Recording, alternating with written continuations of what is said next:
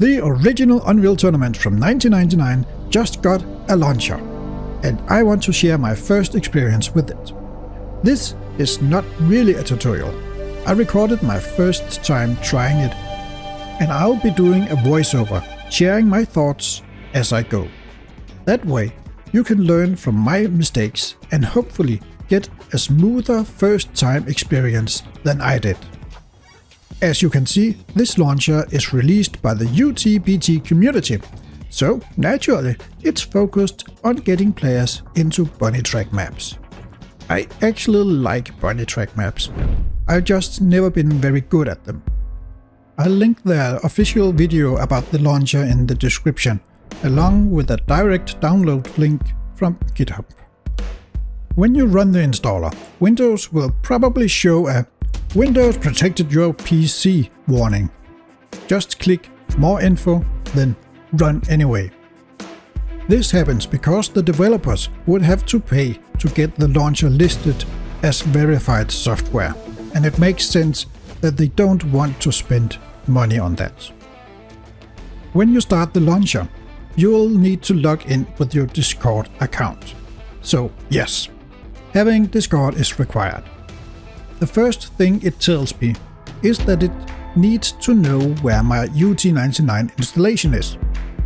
Clicking the text takes me straight to the settings page, where I can browse and locate my Unreal Tournament folder.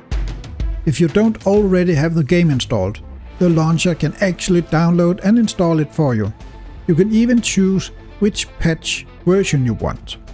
And even after installation, you can switch patches without messing up your settings. That's useful if you want to use a mod or renderer that only works with older patches. For example, the DirectX 11 renderer by Dark Novish MC. That one only works with patch 469D or older, but it adds bump maps and extra reflections to your game. Let's take a look at the player section. Here you can set your player name, choose your team color, red or blue, and decide whether you log in as a player or a spectator. In the controls section, you can set up some basic key binding. Basic, except for the walk jump bind. I didn't even know that was a thing, but thinking about it, it actually makes sense. It's probably faster than holding the walk key and then pressing jump, and it likely doesn't slow your movement down. The UTBT specific binds only work on the BunnyTrack servers.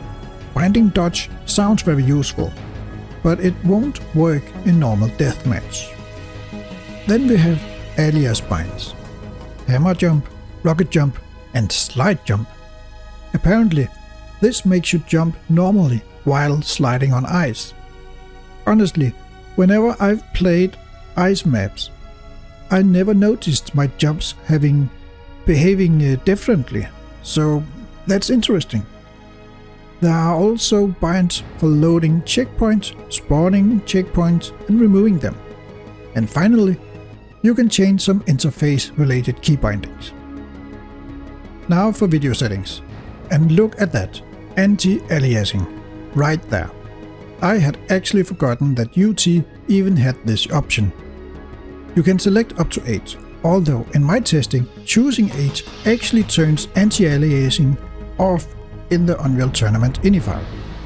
That said, on my setup I honestly can't see much of a difference between anti-aliasing on or off, but that will definitely depend on your system. HDR on or off? Honestly, I don't know. You have to try it yourself and see what looks best on your setup.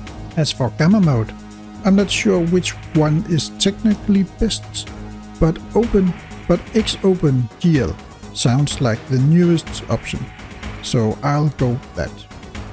In the audio settings, I don't really think there's anything that needs changing. Then we have gameplay setting. Disable macro dodging? That sounds amazing. Almost too good to be true.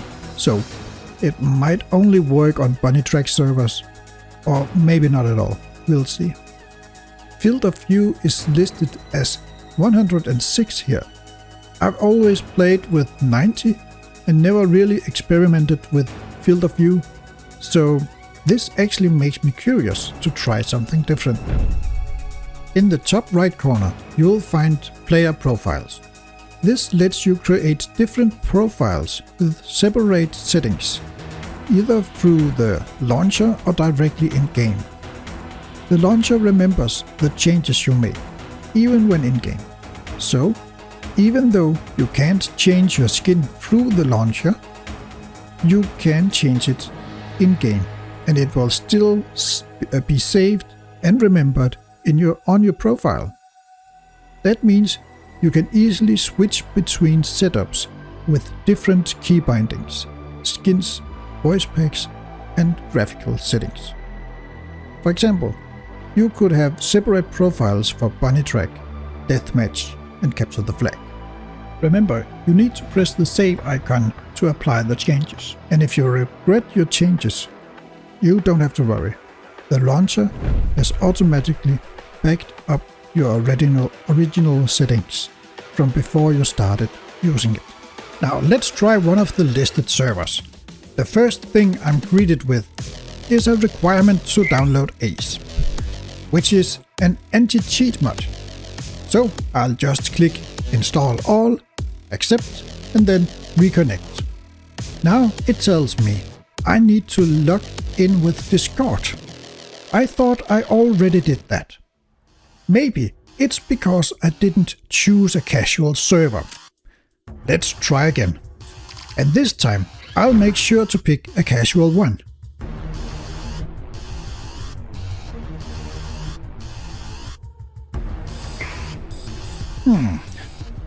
Still not logged in. Alright, maybe the login page will give me some clues. Now I'm connecting to Discord. UTBT wants to access your Discord account. Okay, accept it. And here's where I missed a step. I thought I had already connected to the UTBT Discord server, but I hadn't. What I was seeing was just one of the many other Discord servers I'm a member of. So I tried to join a BunnyTrack server once again.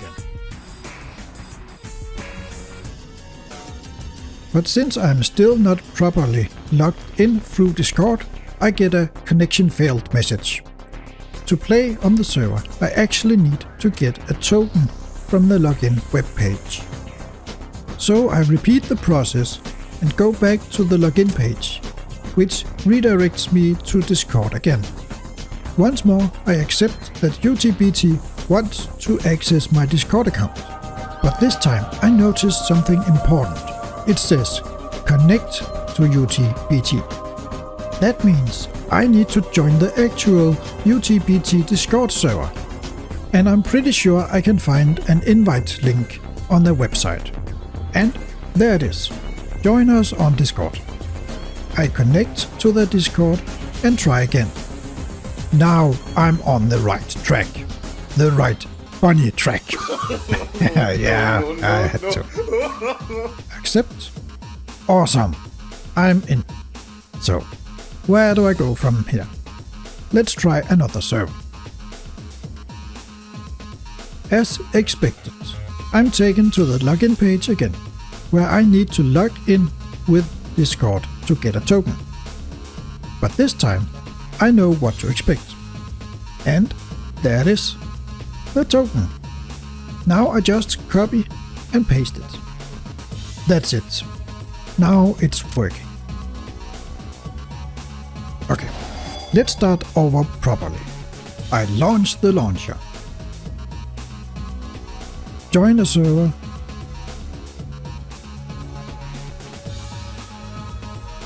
And great! This time it skips all the Discord login and token stuff. Perfect! So once you have completed the login correctly, you can enter a BunnyTrack server quite fast through the launcher. You are going the right way. It's a running jump up to that box. Just have to get full speed and jump right at the end. Ah, very nice. I'm getting help from a spectator who is spectating me through Twitch. That is cool. Type !CP to set a checkpoint here. Yeah, that's right. I need to remember to use the checkpoints. Otherwise, I'm making it unnecessarily difficult for myself.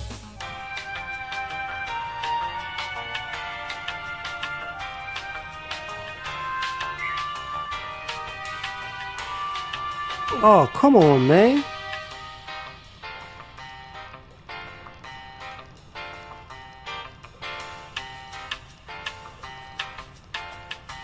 Ta-da! Yeah, finally, I made it.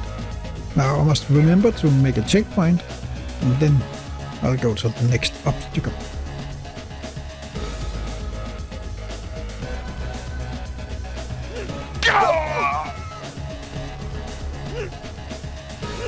These jumps are actually quite difficult because of the slope. The jump into the window in particular was difficult and took many attempts.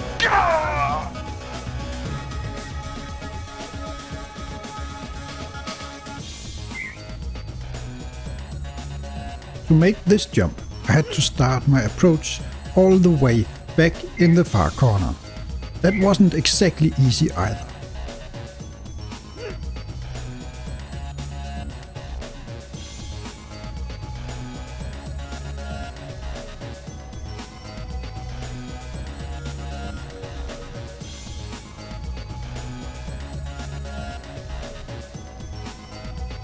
This one is a running side dodge up the wall.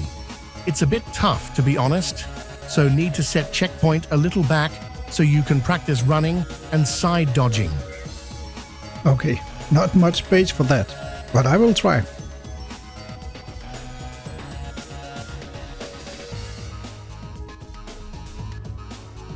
Remember, you can set your checkpoint where you are to start, so you don't need to get into that position after every death. Much easier. That's a good idea. It will save me a lot of time that I would have otherwise spent positioning myself correctly for the jump. It's advice that is generally good for all challenges in BunnyTrack, I believe. Well, I hope you got the urge to try the launcher and to play BunnyTrack. I think you should give it a chance. Remember to check out my channel for more videos. And if you like the work I do with UT videos, give the video a like and subscribe to the channel. Thanks. See you in the arena.